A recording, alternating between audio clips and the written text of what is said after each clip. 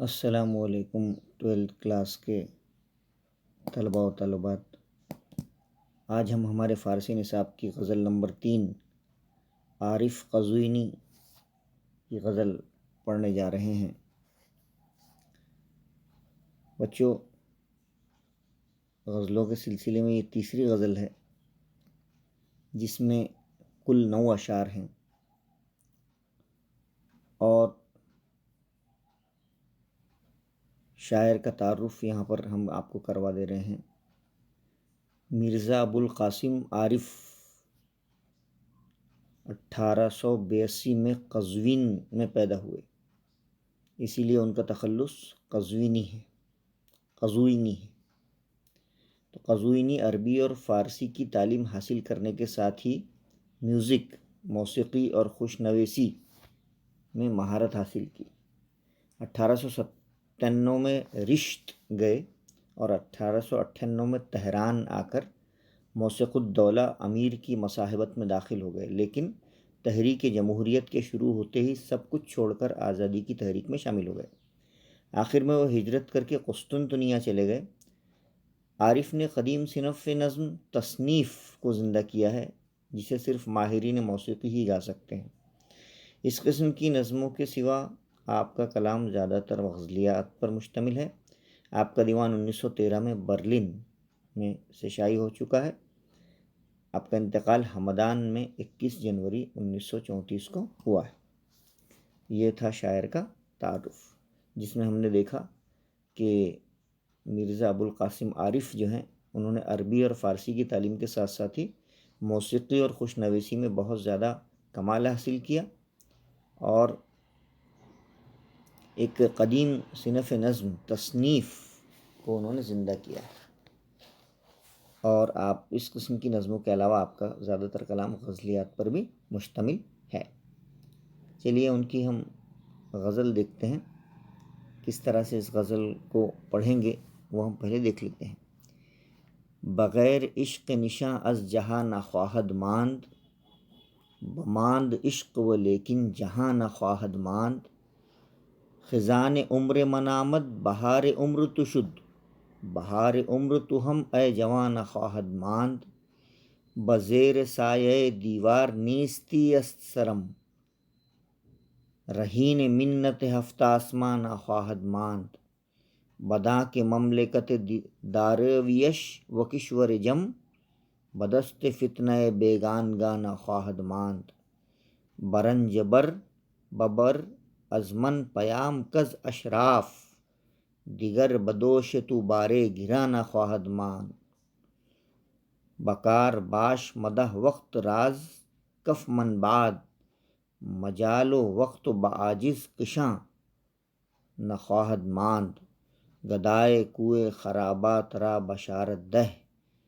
ہمن قریب شہ کامران نہ خواہد ماند، بماند از پس سہ قرن عدل مصدق لیک، بغیر ظلم ز نوشیروان نہ خواہد ماند، بگو بعارف بے خانمان خانہ بدوش، کہ جز خدا و تو کس لامکان نہ خواہد ماند۔ تو اس طرح سے بہت ہی بہترین انداز میں انہوں نے اپنی غزل لکھی ہے۔ آئیے ہم اس غزل کا ترجمہ کرتے ہیں۔ پہلا شعر ہے، نہ خواہد مان جو ہے اس کی ردیف ہے، نہ خواہد مان جو ہے اس کی ردیف ہے، اور جہان، جوان، آسمان، بیگانگان، بار گران، بعاجز کشان، کامران اور نوشیروان اور نہ خواہد ماند، لامکان، یہ اس کی ردیف ہے، یہ قافیے ہیں، اور نہ خواہد ماند یہ ردیف ہے۔ نہ خواہد ماند کا مطلب ہوتا ہے باقی نہیں رہے گا، باقی نہیں رہے گا، it will not long last, یہ باقی نہیں رہے گا۔ دیکھتے ہیں پہلا شعر، مطلب بغیر عشق نشاں از جہاں نہ خواہد ماند۔ یہ شعر جو ہے اس خیال کو ظاہر کرتا ہے کہ دنیا ہمیشہ رہنے کی جگہ نہیں ہے۔ بماند عشق و لیکن جہاں نہ خواہد ماند، کہ عشق کے بغیر کوئی بھی نشان دنیا میں باقی نہیں رہے گا۔ بغیر عشق نشان از جہاں دنیا میں نہ خواہد ماند باقی نہیں رہے گا۔ عشق کے بغیر کوئی بھی نشان دنیا میں باقی نہیں رہے گا۔ بماند عشق و لیکن جہاں نہ خواہد ماند، بماند باقی رہے گا عشق باقی رہے گا، لیکن دنیا باقی نہیں رہے گی، یعنی دنیا میں اسی چیز کو بقا حاصل ہوگی جس میں عشق کا جذبہ کار فرما ہوگا۔ یہ بات یہاں پہ بتائی گئی ہے کہ عشق کے بغیر کوئی بھی نشان دنیا میں باقی نہیں رہے گا، لیکن صرف عشق باقی رہے گا، لیکن دنیا باقی نہیں رہے گی۔ تو دنیا میں ہر اس چیز کو اللہ نے بقا بخشی ہے جس میں عشق کا جذبہ کار فرما ہوگا۔ خزان عمر من آمد بہار عمر تو شد، میری عمر کی خزاں آ گئی اور تیری عمر کی بہار شروع ہو گئی۔ خزاں اور بہار دونوں ایک دوسرے کی ضد ہیں، اس لیے یہ شعر صنعت تضاد کی طرف اشارہ کرتا ہے۔ خزاں اور بہار، خزان عمر من آمد، شاعر کہتا ہے میری عمر کی خزاں آ گئی ہے، یعنی میں نے اب بڑھاپے میں قدم رکھ دیا ہے۔ اور بہار عمر تو آمد، اور تو نے جوانی کی دہلیز پر قدم رکھ دیا ہے۔ بہار عمر تو ہم اے جوان خواہد ماند، تو اے جوان تیری عمر کی بہار بھی باقی نہیں رہے گی۔ بہار عمر تو اے جوان نہ خواہد ماند، تو تیری بھی عمر کی اب جوانی باقی نہیں رہے گی، یعنی یاد رکھ تیری جوانی بھی قلیل ہے، چند روزہ ہے، اور تجھے بھی بڑھاپے کے مرحلے میں داخل ہونا ہے۔ یہاں پہ عارف قزوینی زندگی کی تلخ حقیقت کو بیان کر رہے ہیں کہ ہر کوئی انسان جو جوان ہوتا ہے وہ آخر میں بوڑھا ہوتا ہے، اور جوانی کی یہ بہار ایک نہ ایک دن خزاں میں تبدیل ہو جاتی ہے۔ اس لیے جوانوں کو اس بات کی نصیحت کر رہے ہیں کہ وہ نیک کاموں کی طرف جوانی میں بڑھیں، تاکہ بڑھاپے کے مرحلے میں داخل ہونے سے پہلے ہم زندگی کو صحیح طرح سے سمجھ سکیں۔ تیسرا شعر ہے، بزیر سایہ دیوار نیستیست سرم، رہین منت ہفتہ آسمان نہ خواہد ماند۔ رہین منت کہتے ہیں احسان کے تابع، کسی بھی انڈر آبلیگیشن بی ہولڈن جسے ہم کہیں گے۔ تو تیسرے شعر میں شاعر کہہ رہا ہے، بزیر سایہ دیوار نیستی سرم، میرا سر نیستی کے دیوار کے سائے میں ہے۔ نیستی کی دیوار کا سایہ کہتے ہیں فنا فی اللہ، یعنی مجھے ایک نہ ایک دن فنا ہونا ہے۔ رہین منت ہفتہ آسمان نہ خواہد ماند، یعنی میں 7 آسمانوں کے احسان کا گروی نہیں رہوں گا۔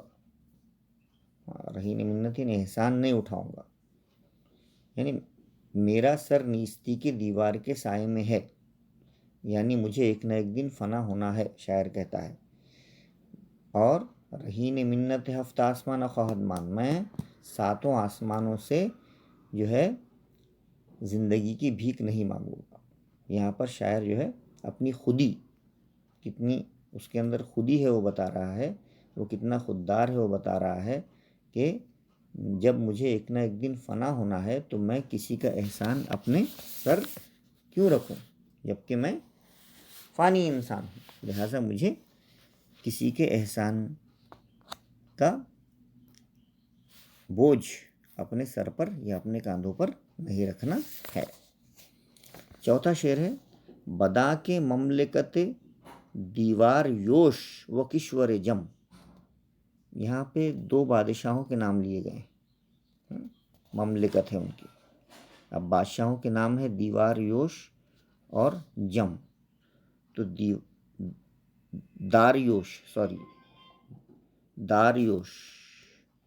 داریوش کہتے ہیں ایک ایرانی بادشاہ ہے داریوش، اور جم جو ہے یہ ایک ایران کا بادشاہ تھا جس کا نام جمشید تھا. تو جمشید کا مخفف جو ہے وہ شارٹ فارم اس کو جم کہتے ہیں. تو داریوش اور جم دو بادشاہوں کے نام ہیں، دونوں ایران کے بادشاہ ہیں. تو داریوش اور جم دونوں بادشاہوں کے نام کا یہاں ذکر ہو گیا ہے. اس کا مطلب یہ تاریخی ہستیاں ہیں، لہٰذا یہ شعر سنت تلمیح کی طرف اشارہ کرتا ہے. تو بدا کے مملکت داریوش و کشور جم، داریوش کی سلطنت اور جمشید کا ملک بدست فتنہ بیگانگا نہ خواہد مال. یعنی دونوں بھی جو ہے غیر ملکیوں کے فتنے کے ہاتھ میں نہیں رہے گا. یعنی آج ایران میں غیر ملکی جو لوگ ہیں وہ سازشیں کر رہے ہیں. شاعر یہاں کہتا ہے کہ ایران میں یہ سازشیں زیادہ دن نہیں چلنے والی ہے، بلکہ یہاں پہ کیا آئے گا، انقلاب آئے گا، اور سازشیں کرنے والے ناکام و نامراد ہو جائیں گے. یہاں پر انقلاب کے آنے کا ایک منظر پیش کیا جا رہا ہے. پانچواں شعر ہے بزنج ببر از من پیام کز اشراف. اشراف جمع ہے شریف لوگوں کی، اور رنج بر کہتے ہیں محنت کش لوگوں کو، لیبر مزدور لوگوں کو کہتے ہیں. برنج بر ببر از من پیام کز اشراف، مزدوروں تک میرا یہ پیغام پہنچا دو. کیا پہنچا دو؟ جو بہت بیچارے مزدور شریف ہوتے ہیں ان تک یہ پیام پہنچا دو. دیگر بدوش تو بارے گرا نہ خواہد مان. دوش یعنی کاندھا، دوش یعنی کاندھا، کہ اب شریفوں کا اور نوابوں کا بوجھ اب تیرے کاندھے پر باقی نہیں رہے گا. یعنی تیرا کاندھا جو لوگوں کے احسانوں سے دبا ہوا ہے. یعنی یہاں پہ انقلاب کے نتیجے میں شاعر کہتا ہے کہ ایسی حکومت بنے گی جس میں نوابوں اور جاگیرداروں اور سرداروں کی حکمرانی اور ان کی ڈکٹیٹرشپ ختم ہو جائے گی، اور ایک عام انسان اور عام مزدور کا حکم چلے گا اور تاریخ کا پہیہ پلٹے گا. یہاں پر شاعر اس شعر میں اس بات کو بتا رہا ہے کہ مزدوروں تک میرا یہ پیغام لے جاؤ کہ اب تمہارے دن پلٹنے والے ہیں، اور اب تم پر ظلم و زیادتی کرنے والوں کا جو ظلم کا جو بوجھ ہے وہ جلد ہی تمہارے کاندھے سے ہٹ جائے گا اور تمہاری حکومت آ جائے گی. لہٰذا یہاں پہ ایک خوش آئین جو ہے بات وہ ان سے کہہ رہے ہیں. چھٹا شعر جو ہے بکار باش مدہ وقت را زکف من باد، مجال و وقت بعاجز کشانہ خواہد ماند. چھٹا شعر میں شاعر کہہ رہا ہے کہ بکار باش، کام میں لگا رہے، کام میں مصروف رہے، مدہ وقت را زکف من باد، اور وقت کو ہاتھ سے مت جانے دے، وقت کی قدر کر اور کام میں مصروف رہے. مجال وقت بعاجز کشاں نہ خواہد ماند، اس لیے کہ عاجزوں کے لیے کوئی وقت باقی نہیں رہے گا اور کوئی مہلت بھی باقی نہیں رہے گی. یہاں پہ شاعر لوگوں کو کہہ رہا ہے کہ وقت کو فضول کاموں میں ضائع مت کرو. یعنی ملک سے بادشاہت کا خاتمہ ہو جائے گا اور تمہیں جو ہے وقت کو صحیح کاموں میں خرچ کرنا ہے. اگر بادشاہ بھی وقت کو صحیح کاموں میں خرچ نہیں کرے گا تو بادشاہ کا بھی وقت اسی طرح جائے گا جس طرح مزدور کا جائے گا. یعنی وقت کسی کا انتظار نہیں کرتا ہے، لہٰذا کام میں لگا رہنا اور وقت کا صحیح استعمال کرنا، اور آج کا کام کل پر نہ جانے دینا، اور وقت کو فضول ہاتھ سے ضائع نہ کرنا، یہی بات مزدوروں کو بادشاہ بنا دیتی ہے. اور اگر وقت کا استعمال ہم صحیح نہیں کریں گے تو ہمیں وقت کوئی مہلت نہیں دے گا، چاہے ہم بادشاہ ہی کیوں نہ ہو. ہم وقت کی قدر کیے بغیر کسی کام میں کامیاب نہیں ہو سکتے. تو یہاں پہ اس چھٹے شعر میں شاعر نے وقت پر کام کرنے اور وقت کو ضائع نہ کرنے میں انسان کی بہتری بتائی ہے، ورنہ بعد میں انسان کو وقت ضائع کر کے پچھتانا پڑے گا، ایسا وہ کہہ رہے ہیں۔ 7واں شعر ہے، گدائے کوئے خرابات را بشارت دہ۔ خرابات کہتے ہیں ویران جگہ کو، اور بشارت کہتے ہیں خوشخبری کو۔ تو یہاں پہ کہہ رہے ہیں کہ میکدے کی گلی کے فقیر کو خوشخبری سناؤ۔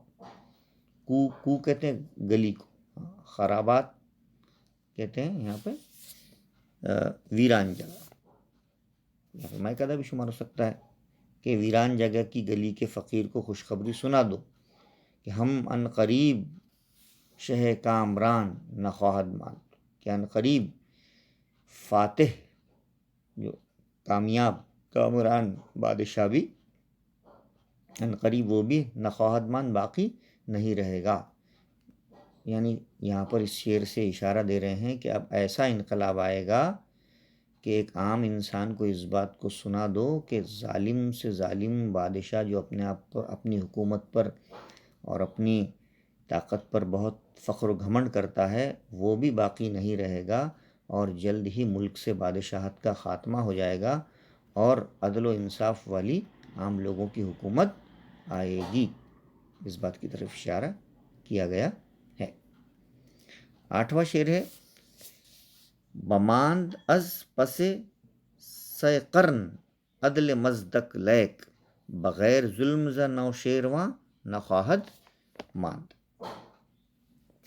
یہاں پہ مزدک نام کا ایک بادشاہ کا ذکر کیا گیا ہے۔ یہ مزدک نام کا ایک بادشاہ ہے جو ایران کے بادشاہ قباد کے عہد میں مزدک نے ایک نیا مذہب نعوذ باللہ پیش کیا تھا، جس کی بنیاد جو اشتراک پر رکھی تھی، اور وہ بالآخر اس کے بیٹے نوشیروان کے حکم سے قتل ہو گیا تھا، اور اس کے پیروکار بھی مارے گئے تھے۔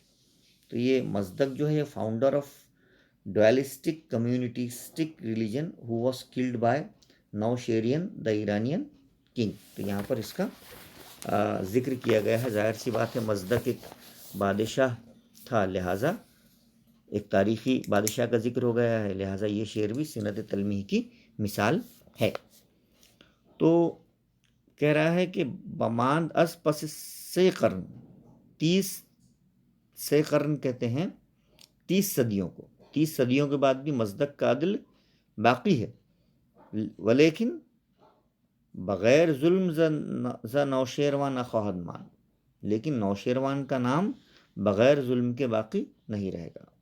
تو مزدک ایران کا ایک بادشاہ تھا، مصلح تھا، وہ زمین جائیداد میں تمام باشندوں کے مساوی حقوق کا علمبردار تھا۔ وہ کہتا تھا کہ سب کو جو ہے برابر سب چیزیں ملنا چاہیے، اشتراک ہونا چاہیے، اور اس کا نظریہ اشتراکیت کی شکل میں آج بھی باقی ہے، مگر نوشیروان جو انصاف میں مشہور ہے، اس کا نام جو ہے گویا ظالموں میں شمار ہوگا۔ تو نوشیروان نام کا بھی بادشاہ ہے اور مزدک نام کا بھی ہے، دونوں یہاں پہ تاریخی ہستیاں ہیں، لہٰذا یہ شعر جو ہے سینت تلمیح میں شمار ہوگا۔ آخری شعر ہے، مقطع میں کہہ رہے ہیں کہ بگو بعارف بے خانمان خانہ بدوش، کہ عارف جو ہے یہ بے گھر ہے، بے خانمہ یعنی خانہ بدوش ہے، بے گھر ہے، خانہ بدوش عارف سے بگو یعنی کہہ دو، کیا کہہ دو کہ جز خدا کہ خدا کے علاوہ وہ تو کس لا مکان خواہد مان، کہ خدا کے علاوہ کوئی لا مکان نہیں رہے گا۔ یعنی خدا کا ایک وصف یہ ہے کہ وہ لا مکان ہے، یعنی اس کی جگہ محدود نہیں ہے، ہر جگہ ہے خدا، اس کو کوئی خدا کی ذات کو کسی مکان میں قید نہیں کیا جا سکتا۔ عارف قزوینی کے پاس گھر نہیں ہے، گویا وہ بھی خدا کی طرح لامکاں ہے۔ یہاں پر عارف قزوینی نے خدا کی صفات میں سے ایک صفت لامکانی کی صفت کو تشبیہ دی ہے، کہ جس طرح خدا لامکاں ہے، خدا کی لامکانی ایک وسیع پیمانے پر ہم لے سکتے ہیں، تو عارف کی لامکانی، عارف کی غربت بھی یہ ہے کہ خدا جو ہے کسی جگہ میں محدود نہیں ہے، لہذا عارف بھی کوئی مکان نہیں رکھتا ہے۔ اس طرح سے یہاں پہ ہم نے غزل کے 9 شعر دیکھے ہیں۔ چلیے اس کی ایکسرسائز ہم دیکھ لیتے ہیں۔ ویب خاکہ مکمل کیجیے۔ یہاں پہ ویب ڈائیگرام ہے۔ نام کیا ہے شاعر کا؟ مرزا ابوالقاسم، شاعر کا مرزا ابوالقاسم، اور تخلص ہے عارف، ہے نا، اور سن پیدائش 1882 اور مقام پیدائش قزوین۔ اوکے، اس کے بعد درج ذیل مصروں کی مناسب جوڑیاں لگائیے، ہے نا۔ بغیر عشق نشاں از جہاں نہ خواہد ماند، ہے نا، برابر ہے، جہاں نہ خواہد ماند۔ سامنے اس کے بے میں اس کے شعر کا اگلا پارٹ ہے۔ بزیر سایہ دیوار نیستیست سرم۔ اس کے بعد ہے گدائے کوئے خرابات را بشارت بدہ، بشارت دہ، بدہ نہیں بلکہ دہ۔ اس کے بعد دیگر بدوش تو بارے گراں نخواہد ماند، اور آخری میں ہے ہمن قریب شہ کامران نخواہد ماند۔ اس طرح سے بہت آسانی سے اس کو آپ میچ کر سکتے ہیں۔ اس کے بعد write the rhyming words from the ghazal in correct order. غزل کے قافیے تلاش کر کے ترتیب وار لکھیے۔ تو غزل کے جو قافیے ہیں، قوافی جسے ہم کہیں گے، جہان، جوان، آسمان، بیگان گان، لکھیے جہان، جوان، آسمان، بیگان گان، گران، کشان، کامران، نوشیروان اور لامکان، ہے نا، اس طرح سے۔ اس کے بعد دیکھیے یہاں پہ غزل سے صنعت تضاد کا شعر تلاش کر کے لکھیے۔ ہم نے آپ کو بتایا خزان عمر من آمد بہار عمر تو شد، بہار عمر تو ہم اے جوان خواہد مان۔ خزاں اور بہار ایک دوسرے کے اپوزٹ ہیں، اس لیے اینٹیتھیسس۔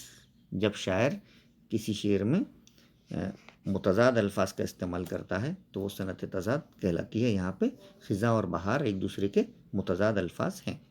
اس کے بعد غزل سے صنعت تلمیح کا شعر، 2 شعر ہیں اس میں، 2 شعر صنعت تلمیح کے ہیں۔ پہلا شعر ہے بدا کے مملکت داریوش و کشور جم۔ یہاں پہ ایک ایرانی بادشاہ داریوش اور جم دونوں کا ذکر ہے۔ یہ ایک شعر صنعت تلمیح کا ہے، یعنی چوتھا۔ اور اس کے بعد 8واں شعر بماند از پس سی قرن عدل مزدک لیک، ہے نا، بغیر ظلم نوشیرواں نخواہد ماند۔ اس میں مزدک اور نوشیرواں 8ویں شعر میں، تو چوتھا اور 8واں شعر دونوں بھی صنعت تلمیح کی مثال ہے۔ Illusion, okay, illusion, example of illusion. in the allusion the poet always directly or indirectly point out some historical personalities or some points from the historical scriptures اور وائس ورسا۔ نیکسٹ ہے دنیا ہمیشہ رہنے کی جگہ نہیں ہے نا، the world is not a place for to live forever ایور۔ اس مفہوم کو واضح کرنے والا شعر پہلا ہی شعر ہے نا، ہاں، مطلب کہ بغیر عشق نشاں از جہاں نہ خواہد مان، بماند عشق لیکن جہاں نہ خواہد مان، کہ دنیا رہنے کی جگہ نہیں ہے۔ اس کے بعد ہے درج ذیل اشعار کی اردو یا انگریزی میں تشریح کیجیے۔ خزان عمر من آمد بہار عمر تو شد، ہے نا، بہار عمر تو ہے جواں نہ خواہد ماند۔